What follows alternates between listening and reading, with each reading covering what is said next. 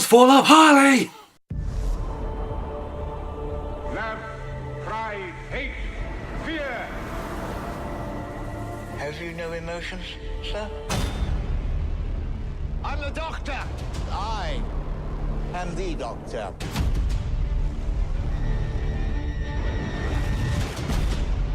Something has gone very wrong with time. We're trapped inside a single moment. So sorry. I don't suppose either of you is a doctor. You're trying to be funny. Those police boxers, they're ever so good, aren't they? We do have one little advantage. What advantage? There's two of us. Is he here? Is the doctor here?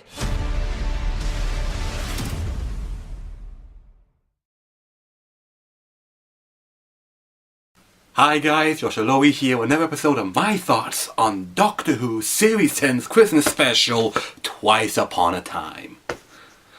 Yeah, that's a cool title.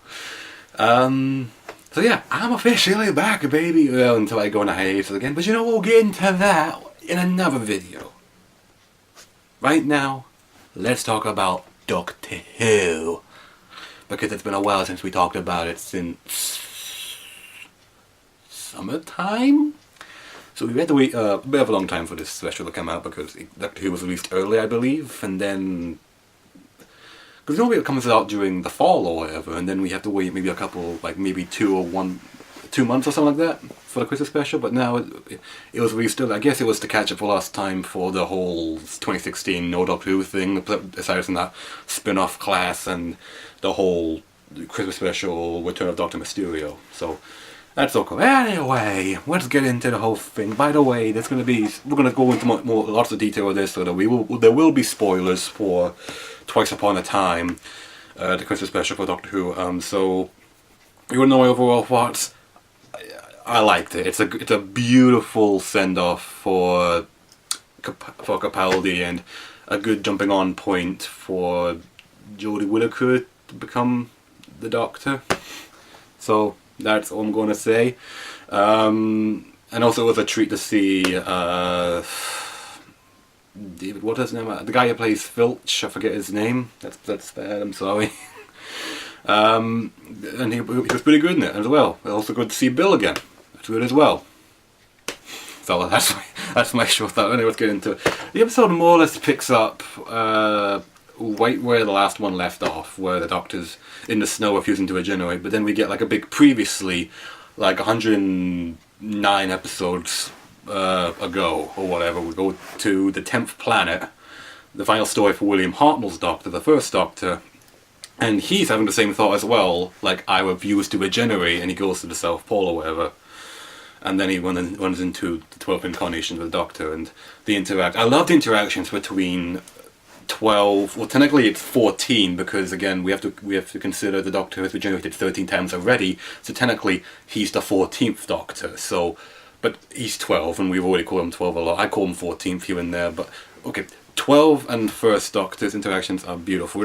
It's like what you come to expect when a Doctor interacts with his past self or future self. It's comical, it's beautiful, and it's like everything that you probably didn't know you wanted. All the interactions between the Doctors are great. Especially like 12 using the sonic screwdriver and sonic sunglasses and acting a lot differently from the first Doctor. Is just great and all that. It's my favourite part of the entire episode, just seeing the interactions between those two.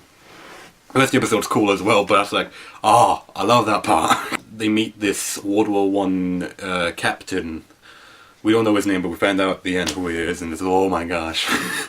And he gets pulled from time from the strange woman made of glass, and we find out their names are called the Testimony. Well, that's what they end up calling them. The Doctor calls them or anything, and we just assume these are the bad guys. They're trying to do something with the dead and turn them into part of their own testimony. The Doctor meets Bill again, and the Doctor at first he's like, "Oh my God, Bill, it's you," and he's like, "No, wait." Then he uses a screwdriver and scans her, and he's like, "You're not really Bill Potts, because I remember Bill Potts turning into a Cyberman and technically dying." And Bill's like, "That's complicated, you know, I hooked up with my girlfriend, and then we went exploring the universe and all that, and now I'm back." And the Doctor, for the majority of the episode, doesn't believe it's Bill. He thinks it's a duplicate that the testimony have made. In a sense, he's correct, but in another sense, he's wrong. We'll get into that more later. So the testimony wants to get back the captain, because the captain escaped and ran into the two doctors, and then, you know, chicanery. Like, we see the first Doctor's reaction to seeing the new TARDIS, or the modern day TARDIS, and he's like, "Have I been burgled or something? This place is hideous." And we obviously get the traditional, "It's bigger on the inside than the outside," and the Doctor response this time is it? I'm glad, because I thought it was just me. And it's like, before the first Doctor goes inside the TARDIS, he comments that the windows are bigger and all that. And when you put them side by side, because I didn't really think about it, but I didn't think about it, but I did, because obviously the outside and interior are different, so obviously the windows would be slightly bigger. Because you go back to the first Doctor's TARDIS, it's thinner and it has smaller windows and all that. And you've got the new TARDISes, they're a bit more wider, and the windows are a bit more huge as well, and it looks more shiny and all that. So there you go. That's, you can tell the modern TARDIS from the first TARDIS, even though it's the same TARDIS. The outside and inside change a lot. Yeah, and just seeing them talk about why both of them won't regenerate. Like, the first Doctor won't do it because he's afraid. That's understandable. Like, he doesn't want to change or anything like that. Which is understandable, because people don't normally like change, so it's down to reason that the Doctor wouldn't want to change, well, his body or anything. He's not sure what will happen if that were to happen. The modern day Doctor's our current Doctor's reasoning for not regenerating, we know, because he's tired of losing it all and all that, and he's tired of losing people. He's tired of going on to save the universe over and over and over again, in the term losing something in the process. He's tired of it. He just wants to rest and die. It will take, like, for the majority of the episode for people to convince them, "Don't die, the universe needs you." Like, come on, won't you? There's no show, and the name's Doctor Who, and they don't have a Doctor, and it's not Doctor Who, it's just Who. Yeah, then the testimony steal the TARDIS, the modern day TARDIS, and then they go into the new TARDIS, old TARDIS. Ugh, long night. And then they're trying to figure out what the testimony are, like who they are and what exactly they want, and they need a big data frame or something like that, a big matrix. And there's a funny part when they're in the TARDIS, because the first Doctor doesn't really like the Sonic's sunglasses. To be honest, I don't think anyone actually did. I mean, I don't mind them; they're fine. It's not like I'm going to use them now. When he puts the first Doctor forcibly gets the glasses onto him. Not forcibly, like, you know, put these on. Like the 12th Doctor just puts on his face, and he's like, "Never take those off because it's cool." And the first Doctor's like, "Why am I wearing this? Why am I wearing these? And what's browser history?" And the 12th Doctor's like, you don't need to see that." Ooh, that could have ended badly. And then they consider, like, well, we can go to Gallifrey and get the Matrix from there and just research them from there. And then the 12 is like, no, we need something bigger than that. And so they go to this unknown planet with these little, what my brother calls head crabs. And then, like, it took me a second watching of the episode to actually hear what the Doctor was describing them as. He's like, "Oh, we've seen these before." They come out of their show like, "Oh, they're Daleks." They're here to meet someone to get the Matrix and all that. And there's a very fun scene where Bill basically has it with 12 and it's like, "You're an ass. I am Bill Potts. I am. You're being such an ass or arse." And then first just pops his head through the door for the store, and he's like, "Now, if I hear any more language like that, young lady, then you're in for a smack bottom." And then he just closes the door, and Toby's like, can we just act like that never happened? We can see how far the Doctor has come since 1963 to 2017, and seeing how his personality has perfectly changed and all that, and times have changed and all that. And the 12 is like, please stop saying stuff like that. You'll piss a lot of people off. And yeah, and so then the Doctor and him have a chat like about, why don't you regenerate? Because I'm afraid. Why don't you? Before 12 can answer, then they're getting shot at. Then that 12 goes into the tower and then meets Rusty. Remember Rusty from Series 8? Yeah, he's back, and it's good to see him again. And he's if you're wondering why is he shooting the group, because the Doctor's a good Dalek. Rusty hates Daleks, wants to kill Daleks. So actually, it's kind of confusing why Rusty wants to kill the Doctor. Wouldn't he have just killed him right there and then when he first met him, after the Doctor taught him how to hate Daleks and all that, like, and Dorothy saying like, you are a good Dalek. Why wouldn't he just kill him then? It's weird. I'm probably missing something because I'm dumb. I have to watch it a third time when it comes out on DVD, which is actually pretty soon. It's next month on the 22nd. Goodbye. The Doctor just finds out who the testimony are, and they're just people that they pluck people from history that are about to die, get their testimony of that, and then put them right back to die. So, like, the dead can still have a voice. And the Doctor's like, what the hell am I supposed to do with this? That's not an evil plan. Damn it, what do I do? And then, like, Bill reveals, like, I'm part of the testimony, but I'm still Bill Potts. Yes, I'm dead, but also I'm not. So technically, she's a duplicate, but she's not a duplicate. Her body is dead, like her physical form is dead. She is, but she's still technically alive. Even though technically she's still dead. I know your head's hurting right now, but trust me, it makes a lot of sense if you don't think about it too hard. They work it out, and then the Doctor says, look, it was basically our fault that the Captain came to our present day. Let us put him back, because we both refused to regenerate and more or less die in the same timeline. Exact same time, in the exact same place in time. That makes sense. Then they take him back to, I forget the year when World War happened. Especially what comes next. We find out that his last name is Lethbridge Stewart, so we met Alastair Gordon Lethbridge Stewart's father. I believe that was his father. It would be very awkward if it was his grandfather, but I'm pretty sure, Either way, it's a Lethbridge Stewart. The first Doctor and 12 help out a Lethbridge Stewart. You've got to have a Lethbridge Stewart somewhere, be it like a daughter, or a father, a grandfather, a mother, a baby. There has to be a Lethbridge Stewart. The show would be naked without one. They put him back right where he was, because at the beginning of the episode he was on a standoff with German. And they were both aiming their guns at each other, and he was like, I'm not a killer, I just kill in defense. So, and also I bet you kill in defense as well, so we just have to ask the question, who's going to walk away? Defense 3? I don't know, I probably said that wrong. Who cares, let's move on. The Doctor puts him back right where he was, but technically not. He puts him back a few hours later. But they're still in the same, well, it's either a few hours later or a few minutes later, right before they kill each other. Then the Christmas truce happens.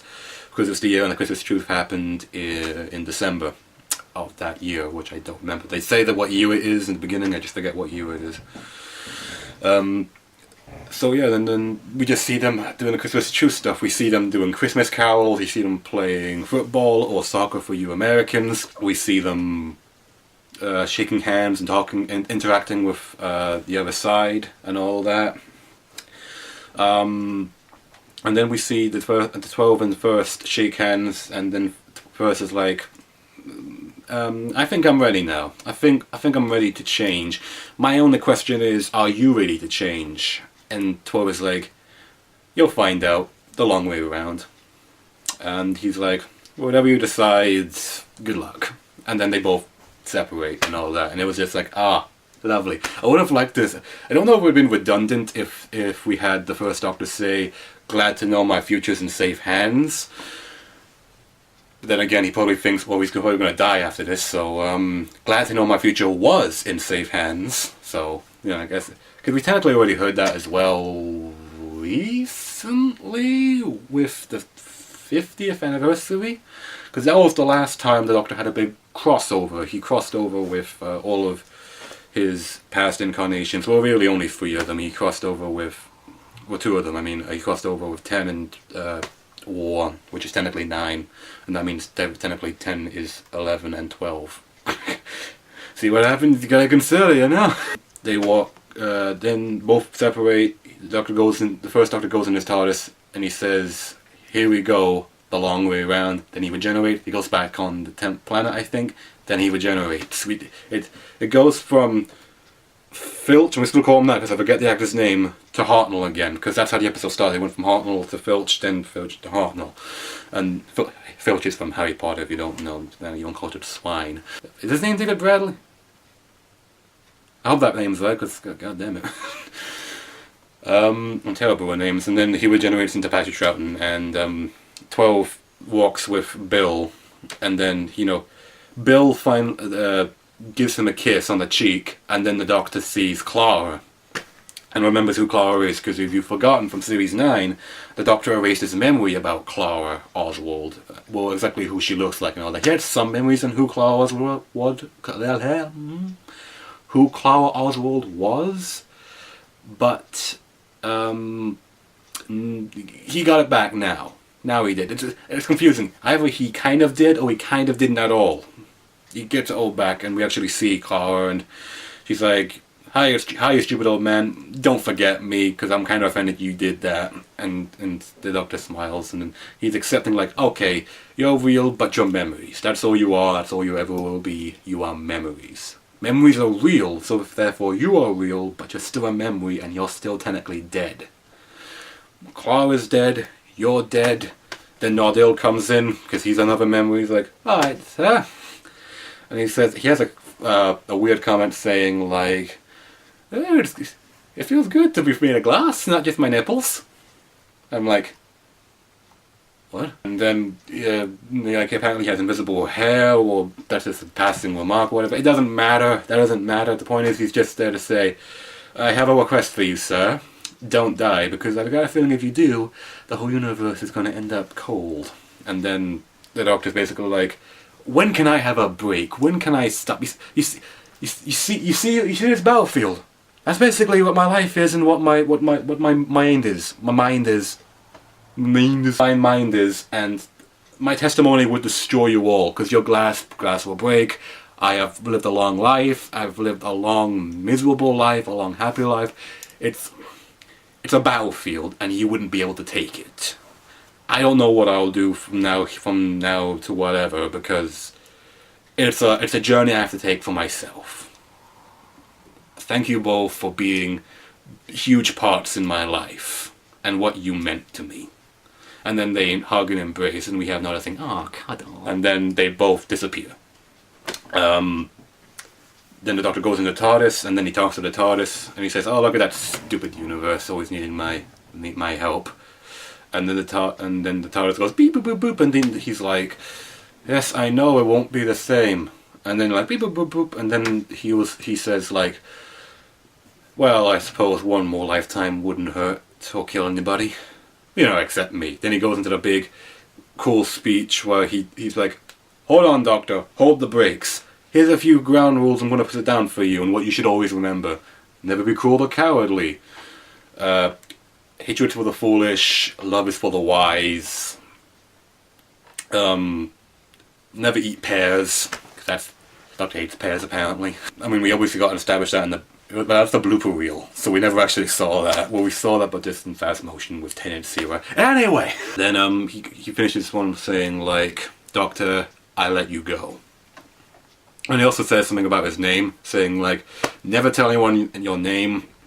They probably wouldn't get it anyway, except for children. If their heart's in the right place and the stars are aligned, they can hear and know my name, because children are the future." He's like, which apparently is an actual thing that happened when Capaldi visited the primary school or whatever, and he was talking with the kids and all, something like that. I don't know exactly what the whole thing is, go look it up for yourself. You got the internet, right?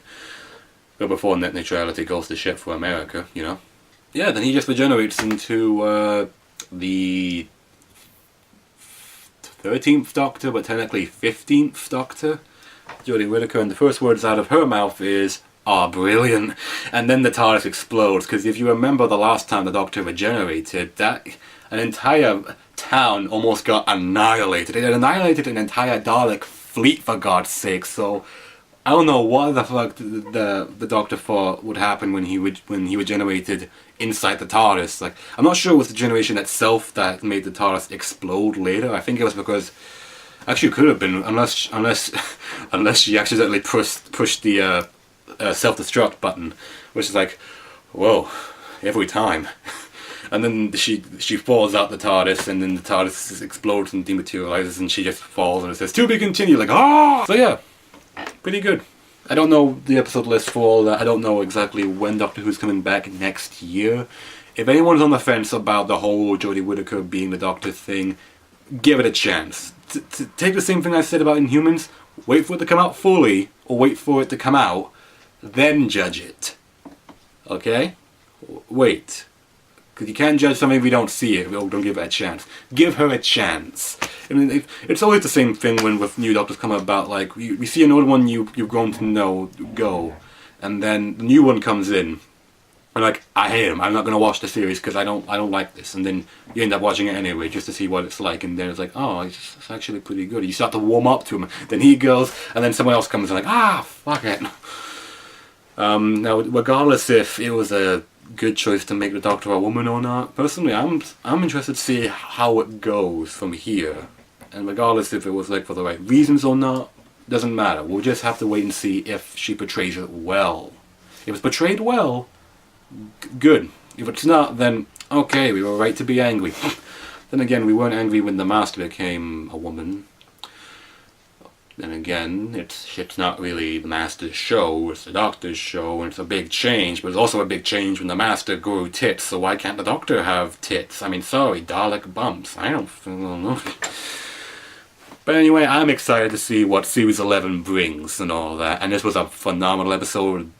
I think it was a good one. I haven't seen many reviews of it. From the ones I have seen, it's mostly positive and all that, from what I've seen, so Moffat left on a good note, I suppose, or maybe he left on a whimper. I don't fucking know. Still, good episode. I'm happy I saw it.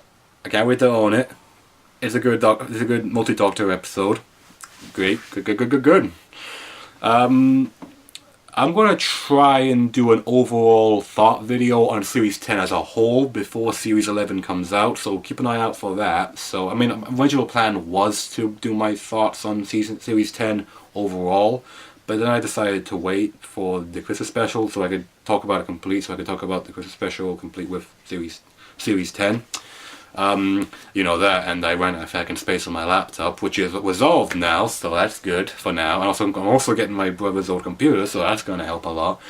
And I was also sick, so so yeah, good episode. I enjoyed it phenomenally.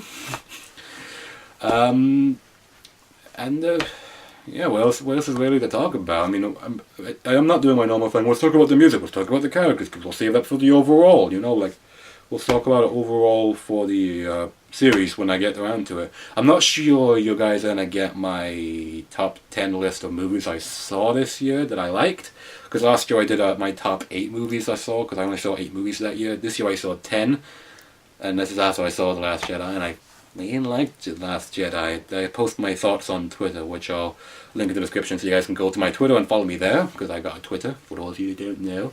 And, well, this isn't a channel update yet, so, you know, we'll say that there's a channel update. So, basically, I'm not sure you guys are going to get my top 10 list of movies I saw this year and all that I liked. I'm not sure about that, sorry. I'll see what happens. It might just be this and then a channel update. But if I can manage to squeeze in a top 10, great. Maybe if not, I'll do a top 10 later in 2018, which is freaking close. I think it's in 2 days, 3 days. Yeah, 3 days. Yeah. So Post a comment down below. Tell me what you thought about this episode of Doctor Who. Are you sad that Capaldi's left? Do you wish that he stayed on? Are you looking forward for Series 11 and this new Doctor? If you are, let me know down below as well as what you want me to talk about next time for my thoughts that I totally messed up my outro thing. Leave a like and of course, subscribe to me. I'm Joshua Lowry, good day and good night. Take care. And then this comes down to the final battle. Master bails, who's the master, and the Doctor goes into this really impassioned speech about why he does what he does, and saying basically, yeah, I'm gonna die, I'm cool with that, and then it's a cool speech. It's really 2018!